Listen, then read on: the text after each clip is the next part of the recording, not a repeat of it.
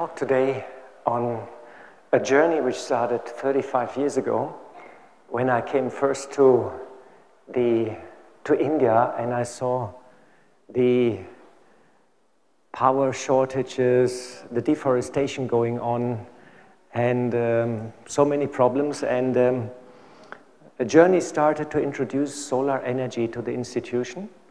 And I show a bit about this journey and where it led us, where we are now. In the second part, I talk a bit about our environmental initiative. Brahma Kumaris has an environmental initiative, and we are quite active at the UN climate conferences. And in the third part, I talk very briefly what we can do about it on a personal level. So that will be quite some informations, and hopefully there will be 5 minutes and we can do a nice meditation. And there will be quite a lot of information, so I hope you can bear with me.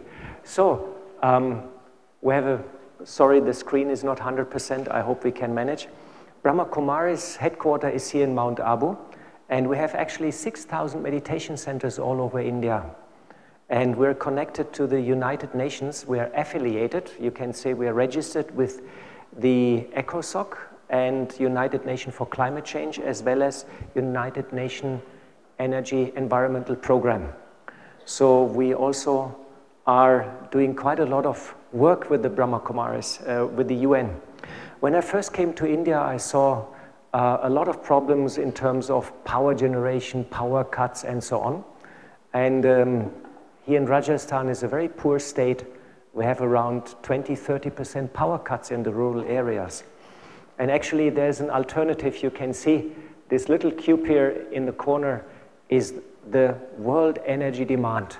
And this big cube here is the energy coming from the sun. And it is said that the sun delivers us 1,000 times more energy than we actually need. So we receive 1,000 times more energy from the sun than we actually need. And this little cubes is coal, oil, gas, and uranium. And science is telling us whatever coal is in the ground, whatever oil is there, we should not touch it. Because if we take it out and we burn it, we burn the planet. Literally, we burn the planet. So this is the latest science. And because of all this information, Brahma Kumaris started a research center. More than 20 years ago, we started an initiative to work in renewable energies. And we do research in photovoltaic, solar, steam cooking, water recycling, solar hot water, solar architecture, and solar thermal power. And we are meanwhile a recognized research center with the government. Every 3 years we have to deliver our research papers to the government, then we get a fresh approval. So we're really into research and development of new technology. And we started a long time ago with these little boxes. This is a solar cooking box, you might have seen it. It's very versatile. You can put your food into the cooking box. The cost is nowadays about $50 US. In India, they're available. And you have 4 cooking pots inside. You put it in the sun, and you can cook your food in 2 or 3 hours. And you can even make bread and cake, and it's very tasty because the temperature stays below 120 centigrades. So we have distributed thousands of these solar cooking boxes. We have also distributed the solar lantern. And India has 60,000 villages without electric connection. Still 60,000 villages without electric connection. So we distributed more than 40,000 and sold and distributed more than 40,000 of these lanterns to the villages here, but also to our own centers. And such a solar lantern is very nice. You have a solar plate, a battery, and nowadays LED. It gives you 30 hours light, and you charge it in daytime by the power of sun. And prices are coming down, and availability is also increasing. So solar lantern is a very, very nice gadget, which helps a lot in India. In 1997, we started with a solar steam cooking system here in Gyan Sarovar. And when you did your tour, I hope you have seen the system here on top of the kitchen. Have you seen it? No? And this system was installed in 1997 and is actually the oldest running and functioning solar system in India. And we cook since 20 years 2,000 meals per day. As long as the sun shines like it is today, we're cooking all the time, we're generating all the time steam. And this steam then goes into the kitchen, and we inject it into our cooking pots, and we can cook rice, dal, lentils, and vegetables. This was a research and development project we started 20 years ago, and we got funding from the German government. In those days, it was still Deutschmark. We spent 100,000 Deutschmark, which is 50,000 euros equivalent. And so it's a very good example of a successful system. The payback of such a system is approximately 4 to 6 years. So after 4 years, 5 years, the savings is helping you to sort of deal with the investment cost. And this is the technology which we need. It is a clean technology, and it helps nature. And here you see our Shantivan complex in Abu Road, and you see here on the rooftop we have another system. This system was built in 1999. You see here our main meeting hall, and maybe you have time and can visit this complex in Abu Road. And in 1996, 1999, we built this system in Abu Road, and this system is made out of 84 dishes, and we cook 35,000 meals every day. We cook 35,000 meals every day, and the cost at that time was $250,000 US, and the system is also running without any major flaw since 18 years now. And you can see here a bit detail. We have the dish, and the dish is turning slowly like a sunflower and is reflecting the sunlight on the receiver, and we have water inside. It starts boiling, and we send the boiling water, which is steam, into the kitchen. And this is our kitchen, and you can see how we inject all the steam into the cooking vessels. And this is one of our big meetings in Shantivan in the main hall. So you can see we cook for 20,000 people by the power of sun without any major problem. And this we're doing since 20 years. We also did a lot of work in photovoltaic systems. You see, this is our Om Shanti Retreat Center near Delhi. Delhi is one of the cities in the world with the highest air pollution. So if you go there, you have to be aware. It's a city which, when you live there permanently, your life expectancy is reduced on average by 5 years. This is because 50% of the people have chronic bronchitis. So it's quite serious air pollution in Delhi. And 40 kilometers outside, we have a retreat place where we installed a 400 kilowatt photovoltaic system and a solar cooker. And this place is energy autark. So we invite people to come from Delhi and experience fresh air outside, but also clean environment by using renewable energy sources. And you see all the work, fabrication, foundation work, installation of solar plates was done by our own team.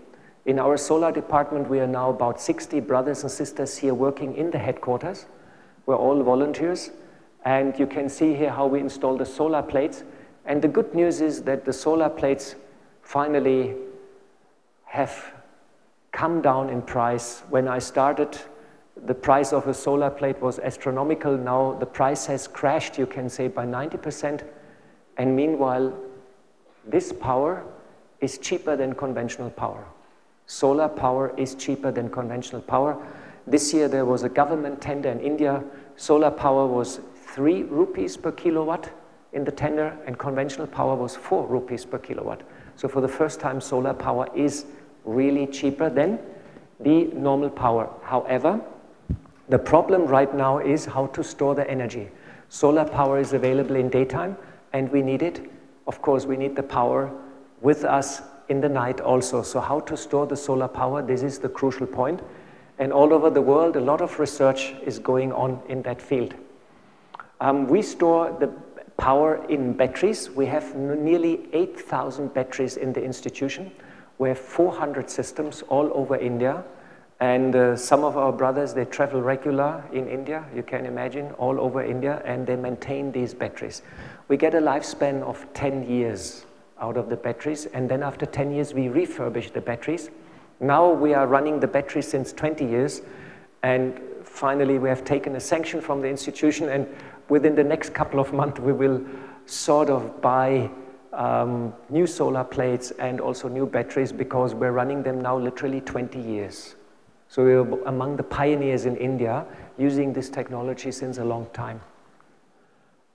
Here is a project I would like to share with you. It's called India One. Frank has spoken about it.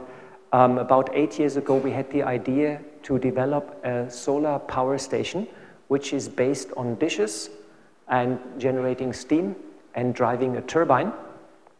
And this was a research project which is partly sponsored, which has a budget of about 15 million US dollars, and 50% was provided as a grant by the German Ministry of Environment through the German Development Agency, GIZ.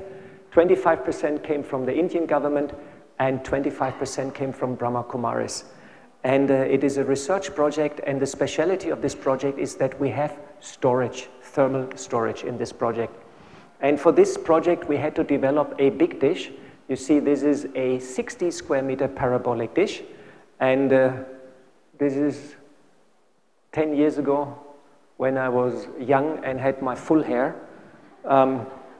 Yeah, you are laughing, but you know, I came 30 years from Germany. Like in Germany, everything is very straightforward, you know. 1 + 1 is 2. And if you ask an Indian engineer 1 + 1, he says 11. And then he says, maybe. Maybe. It's a little joke, of course, it's also here too. But between India and Europe or Germany is worlds of communication, different habits, understandings. And it took me a couple of years to adjust to the Indian way, and now I'm literally Indianized. And when I come back to Germany, I always think, my God, are they so stressed out? They should take it more easy. So this was a picture 10 years ago when we did the first prototype. It's a 60 square meter dish, which has 3 motors, dual axis tracking, and a lot of features, including a little computer which sees that everything is okay. And this is a receiver. We focus the sunlight on the receiver, and the receiver is heated up to 550 centigrades. We have a coil around it. We pump steam through it, and on top comes steam. We pump water through it, and on the top steam comes out. We send the steam to a turbine. The turbine starts turning, and we generate electricity. Sounds very easy, but very, very complex. Simulations, thousands of hours of engineering and design have gone into it, and many, many expert companies which came in as a consultancy from abroad to India and helped us in designing the plant. And we have our own workshop where we did all fabrication, because it's a completely new development. And this is how it looks now. You can see these are the dishes. The sunlight is reflected into the receiver. The receiver becomes hot, 550 centigrades. We pump water through the receiver. The water becomes steam, and the steam goes into the next receiver, and then we have superheated steam, and that goes to the turbine house where the turbine starts turning. And this is the total field as it is right now. We have 770 dishes. And all these dishes are computerized, have a little computer. They follow the sun from morning to evening like a sunflower. The steam is being collected and is sent to the turbine house, which is here. Because we discharge, we pump water first through this row, then through this row, through this row. So in 24 hours, we slowly, we pump the water through the whole field. We run the plant for 24 hours, which makes it very unique. This is one of the first thermal power plants in the world which is able to run 24 hours continuously. That's why we got money. This is why it's a research project, because it was to develop thermal storage. And I'm very happy to tell you that last year the plant, after 8 years, a lot of difficulties, a lot of problems, technical nature, human resource nature, but legal nature, finally the plant went operational and is in operation right now. And this is the turbine from Siemens, and you see here the steam comes in, the turbine starts turning, and this is the generator which produces 1 megawatt electricity. Well, this is our team. As you might see, all the brothers and sisters here already. So in Shantivan, in Abu Road, downstairs in the plains, we have a team of 40 brothers who are working as volunteers. They're all engineers or specialists. And in the middle, you see our Dadi Janki, which comes a little bit later, and our Dadi Gulzar. Dadi Janki many, many times came and helped us in the project. And I would like to say special thanks to Dadi. You will meet her. I think she's coming, no? Soon? Huh? Maybe? Okay, let's hope she's coming. Dadi is my mentor. I met her 35 years ago for the first time. And many times we had problems in the project. One time there was no money. And I went to Dadi and I said, Dadi, we have no money. Dadi says, don't worry, Dadi will help. And she organized some funds and the project could continue. So this is the wise women of the Brahma Kumaris, and this is what makes the institution so special, that we're administrated by women, which makes it also very, very unique in the world, and which gives a softness and a sweetness to the spiritual journey. So thanks very much to Dadi. And we do also a lot of training and education. We had more than 30 workshops for engineers, professionally, where we invited engineers from companies, from universities, and we trained them in solar concentrating technology. But we also trained the workers. You know, Rajasthan is one of the poorest countries, states in India. It's a semi-desert state. And we gave a lot of training to them, qualified them, proper working. We gave helmet, shoes, safety. We also employ the local women folk. And we now have 100 people employed permanently at the power plant for cleaning, security, gardening, and so on. We also planted 3,000 trees around the power plant and started organic farming in order to make it a true green power plant. So we try also to help the surrounding villages by employing them and give them training and education. And you see, this is the power plant, here's the turbine house, and here's our Shantivan complex, 1.4 kilometers away, and we are here on top in Mount Abu.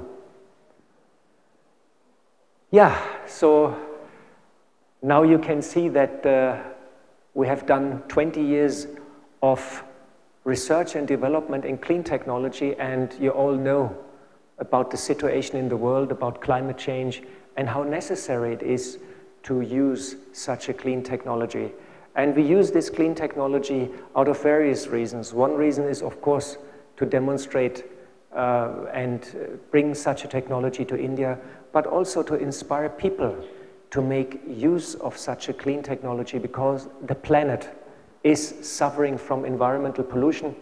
Since 150 years, since the Industrial Revolution, we are polluting our planet systematically. All the time we were thinking it has no consequences and no effect, but now you all have heard about climate change, how the world is changing around us, and we're literally through all the gases, through the industries, we're changing the compound of the atmosphere, we're changing the air around us, we're changing the chemical composition of the air, and this is causing the change of our climate. Oh, this actually, oh, that slide is not there. So what happened is now the temperature has raised approximately 1.2 degrees above normal, but in the Arctic, for example, the temperature has gone up 4 degrees. I'm regular in visiting the UN climate conferences since the last 10 years, and I'm also going regular to the Climate Research Institute in Germany. This is a slide called trigger points. Sorry, you can't read it. Trigger points in climate. And you can see the blue are the ice masses which have started to melt. All around the world you hear about glaciers which are melting. You hear about ice sheet which is being lost in the Arctic and the Antarctic. And this is a self-supporting effect. The more ice melts, the more the sun falls on the blue ocean and heats up the ocean more. And this is causing the seawater level rise. Right now, the sea rises 3 millimeters per year, but the tendency and the trend is exponential.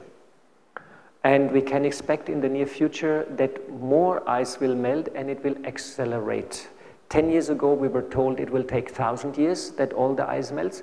5 years ago, we were told it takes 500 years. Last year, they said it happens much faster, but they stopped giving us any timeline. But things are moving quite fast. Also here, the Tibetan glaciers are melting. I was just 2 weeks ago in Jasper's National Park in Canada, and I was standing on a glacier which is losing every year 4 meters of the thickness and 50 meters in length. And the Tibetan glaciers are melting, and they are feeding the Ganges River. It is expected in 30 to 40 years that the Ganges will be dry in summer. 400 million people need the Ganges to produce rice. So you can imagine what effect it will have if the glaciers are disappearing. So this is happening. The red system are the circulation systems, and we already see a change in Indian summer, West African monsoon. The Atlantic circulation is changing, and we have a prolonged drought in the whole west coast of the United States. I was in British Columbia just recently, and San Francisco, California and British Columbia is on fire because no rain since many years, and the forests are just burning away. Then the green are the ecosystems. The tropical reefs are dying. The forests in the northern hemisphere are under stress. The Amazon rainforest is also disappearing. So what we can see is our planet is under massive stress, and the climate is changing and is going to find a new balance. Where this balance will be, we're not 100% sure, but for example, some of the effects in Germany, this year we had in whole Europe an unprecedented drought, and we have probably the worst harvest since 100 years. This is corn in Germany.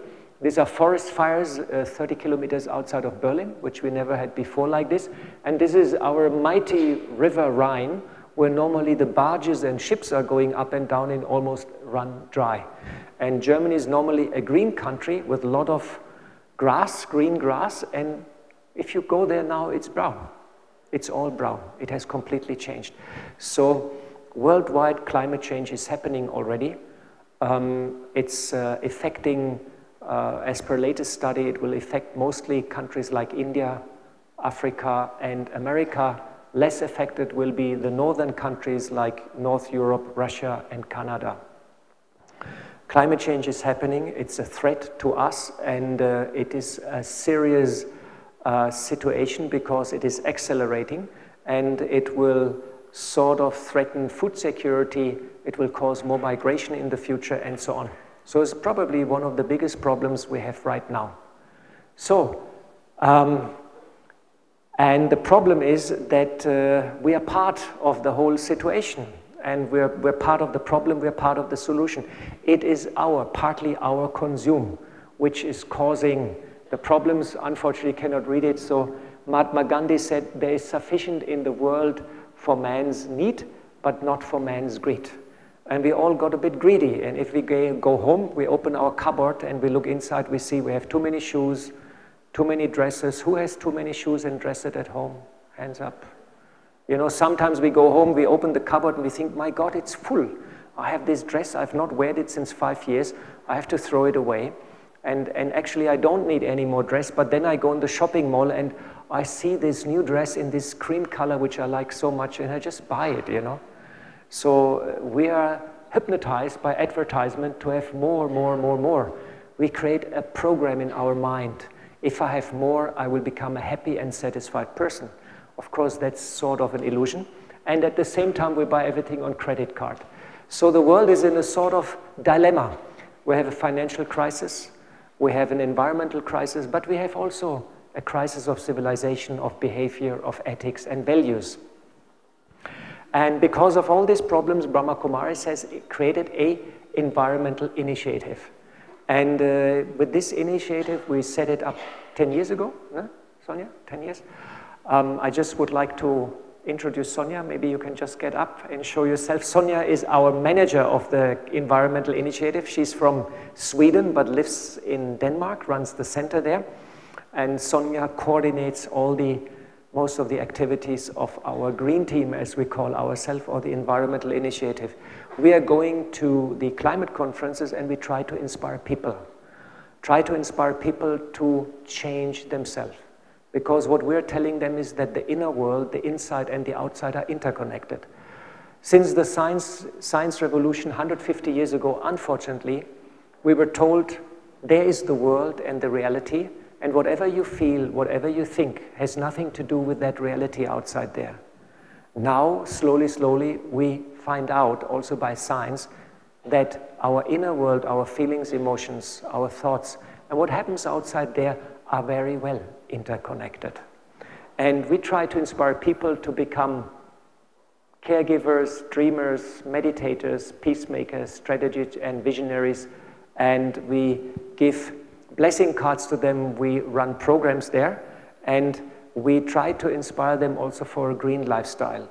Rethink, reuse, reduce, and recycle. So rethink before you buy, reuse the goods. For example, the notebook I'm using is a second-hand. This remote control I bought on the flea market for €5 5 years ago, and I'm so happy with it. So I'm trying to reuse things. Reduce your consumption and recycle. When I was a small boy, I'm in the very unfortunate situation that I'm the youngest of 3 brothers. I might not, you may not understand what it means, but I had to wear all the cloth from my elder brothers. Yeah, you are laughing, but that was quite serious because I had to wear also the shoes of my elder brothers. That was in the 60s and 70s. It was a very bad situation. Now you try to do it with your youngsters, they will totally freak out and they will say, no way, I'm wearing the shoes or the dress from the elders, because they say, I need latest Van Huysen with the latest color trend and so on. It's quite interesting. So save energy, save water, and reduce waste. This is what we practically have to do. And with our environmental initiative, we try to inspire our centers all around the world to follow these guidelines. We also recently, we're very soon launching a plastic-free campaign for the institution and also a travel compensation for our, because we're all flying yogis, you know, so we're trying to compensate for our emissions from the journeys. So, and this is the happy green team in Bonn in the last climate conference. Sister Jenti is there. She's coming. Huh? Sister Jenti is coming tomorrow or so. Here is Sonia and myself. We were in Bonn at the climate conference. And we had more than 20 programs there. And we are working a lot with interfaith, with the other religions. And we have a stand where we introduce solar power and try to inspire people to change also on the inside. And here you see the German Minister of Environment, and she's opening the press conference at the climate conference, and she introduces India One as one of the key projects for the future. And when I came for the climate conference, I was totally shocked because 10,000 posters of India One were printed and pasted all over Germany at railway stations, airports, in the newspapers. And I don't know how much money the German government spent. It was quite a lot. And suddenly our project was promoted in a big way. We also promote a vegetarian diet. You can see here that approximately these are the animals. Food production, meat production has a very high energy consumption. It is said that land use, water use, and energy use is 10 times higher for the meat production, but the gain of protein is very minimal. So it's a very inefficient way of producing food.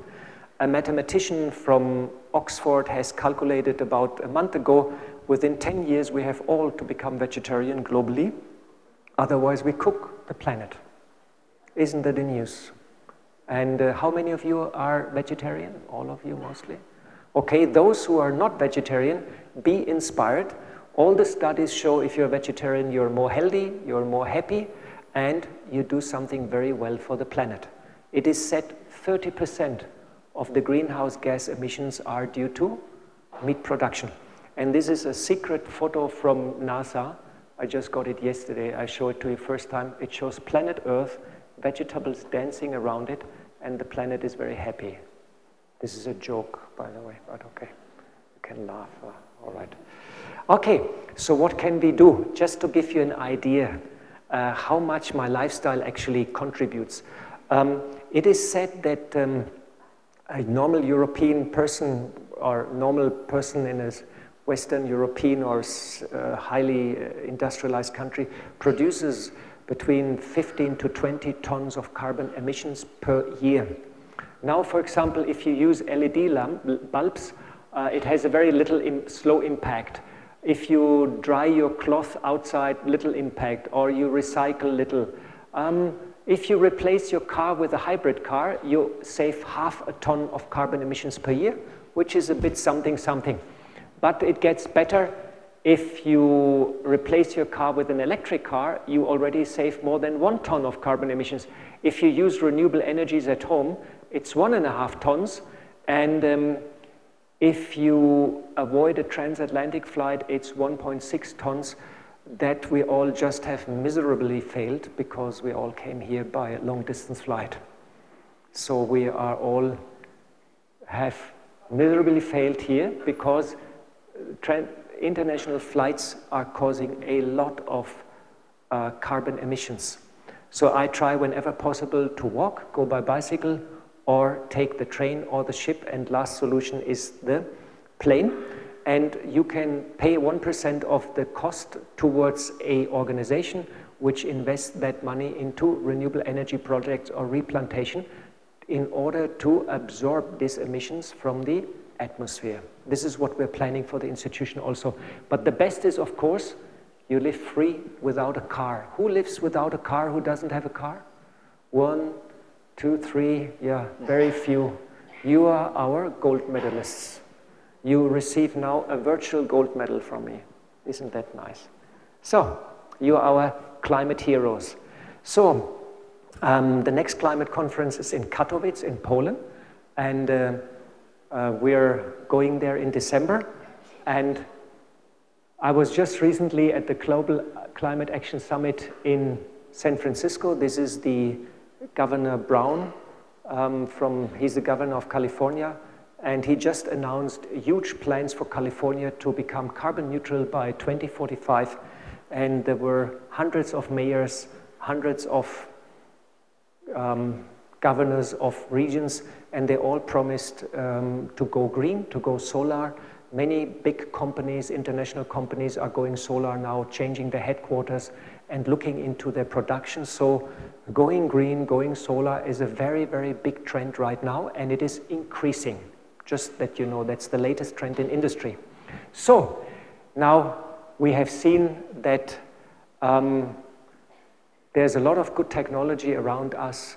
There's a lot of there's climate change is happening, a lot of activities are going on, but somehow we don't have enough momentum. So how we can live in harmony with the planet and create a better world. And science has looked, now we come to the spiritual part, why you're all here. Science has looked a lot into our consciousness and subconscious. And they wanted to find out who is taking the decision. And I think today you had a session on karma. Huh? Yeah, I think you had a session on the tricky karma. So what happened is that 95% of our decisions are coming from the subconscious. And the subconscious is based or is built out of the memories of the past. Whatever happens to you, good, bad, this, that, you record it into your subconscious and you create neuronal connections in your brain. And these memories and these neuronal connections which you have, they form your activity.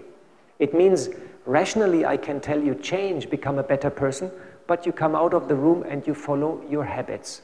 Now science has done a lot of research how to change these habits and this awareness. And of course we're interested also a lot into meditation. And they found out when you meditate regular, you change your social competence. You accept and love yourself, and you love also the environment around you. You increase your relaxation and improve your health. This is well known, but now it gets very interesting. It increases brain cells and activities. Now you have to know that by the age of 25, until the age of 25, your brain actually grows. From the age of 25, your brain slowly shrinks. When you're 40, you start experiencing this slowly. You get out of the house and you forgot the key. You say, oh, I forgot the key. You go back, you grab the key, you go out, you are at the car, and then you find out that you've forgotten the mobile phone, and you go back. So these are the first signs that we slowly have less and less capacity in our brain. Our brain slowly starts to shrink. And what they found out is if you meditate, you are doing it regular, you have faith, and you have a good relation with your teacher, you increase the density of the gray brain cells, and you create new neuronal activities and connections in your brain. You also increase the neuronal plasticity of your brain. It means you are able to change habits and awareness. And that's what we all want. And you slowly free yourself of the memories of the past. You're settling your karmic accounts by the power of meditation. This is by science. Very interesting. There's a lot of articles about it. It's called Neuroscience, Yoga, and Meditation. If you Google it up, Neuroscience and Meditation, you will find a lot of articles and peer-reviewed information about the effect of meditation and how it helps you actually to change. But we also need a bit more. We need some magic. And quantum physics is gave us a lot of interesting information. It says you observe the experiment and you change the outcome. If you observe it's called the double slit experiments, it's very, very famous. You can also Google it up. What is the nature of light? As long as you observe it, light behaves like a particle. The moment you change and look at the audience, light behaves like a wave. You look back, it becomes a particle. You look there, it becomes a wave. What does it mean? Inner world and outer world are connected. If I observe the reality, I have an impact. And this is the old paradigm which we lost 200 years ago. I am connected to the world. I'm part of it. What I think matters. This is very, very important. There's also Ellen Langer. She's a professor in Harvard, very, very famous. She did lots of experiments with decision-making and so on. And she found out if you have positive and powerful thoughts, your body reacts within 2 hours and completely changes itself. She made experiments with old people in an old age home. And when they live as they were young 50 years ago, after 2 weeks, the whole body completely changes. She's very, very famous. You can look her up. I don't have enough time to go in details, but very, very interesting. What she proved is what you think you become. I'm happy, I'm strong, I have positive thoughts on myself, my body reacts, and the environment around me reacts. So what you think matters. We are connected to the world, and we have an impact. This is what science tells us, this is what quantum physics tells us, and this is what we also teach here, that what I think, I radiate, I create that atmosphere, and that atmosphere is going out. So we first have to think positive on ourselves, heal yourself, become a healer, then you can heal others, and then we can start healing the world, and we also can deal with the problems of climate change, environmental pollution, and so on, because I and my inner world and the outer world, we are interconnected, and there's a very, very strong link. This is latest science also. We do yogic farming with 5,000 farmers in India, and what we do is we meditate with the seeds.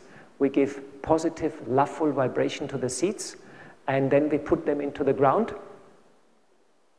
And this is after meditation with the seeds. With meditation and loveful thoughts, we have 30% more output.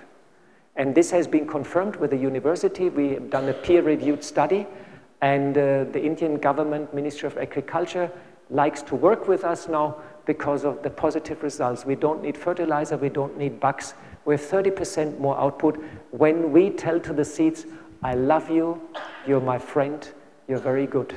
I change the quality of the seed. Isn't that interesting? Huh? So imagine how powerful are your thoughts if you bless yourself every morning. This is why we have a meditation in the morning, and we bless ourselves with divine light, with divine powers. I am a good person, I'm powerful, the day will become very, very good, my body will become healthy, everything will be all right, I will have no stress. If we talk in this way to ourselves, we create an energy field which has an impact into reality. So, meditation and a change of thoughts are the key to transform the world. This is the magic and this is the power which we actually possess. And this makes us not to inactive people, it allows us to become active. And it allows us to become change makers. So, yoga, which is an old Sanskrit word and means connection with the divine for self-enlightenment, it helps us to realize I myself, I'm pure light, I'm pure energy. And then once I realize that I'm light and energy, I receive power, and then I achieve transformation.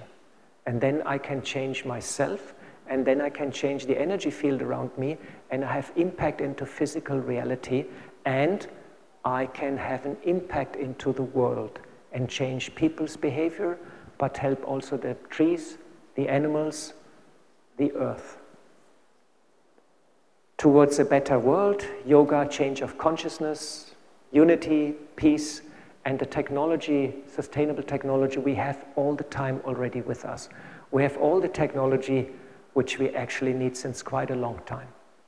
So, I hope I have given you a little bit of a summary, an inspiration on renewable energies of the Brahma Kumaris. We are very, very active since more than 20 years.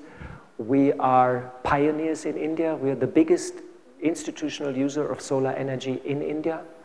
We are a research center. I have given you an idea of what we're doing with the environmental campaign. We're going out. We are working very closely together with interfaith organizations, and 80% of the world community is connected to a faith. And we are trying to join that alliance and bring everybody towards the understanding that what I think and what I feel has a very, very profound impact into the world. And lastly, I shared with you a little bit of science about quantum physics and about neuroscience, about psychology, how to change, and that meditation is a very, very powerful tool to deal with my subconscious program, with the memories of my past. We have web pages here, India 1, Echo, Brahma Kumaris, and here is also brochures. Some brochures, the Echo, some of biodiversity. Please feel free to take them. This is all the brochures which we have right now up here, and otherwise you will find echobrahmakumaris.org. A lot of videos, a lot of ideas, and a lot of input towards that. I thank you very much for your time. Thank you. Om Shanti.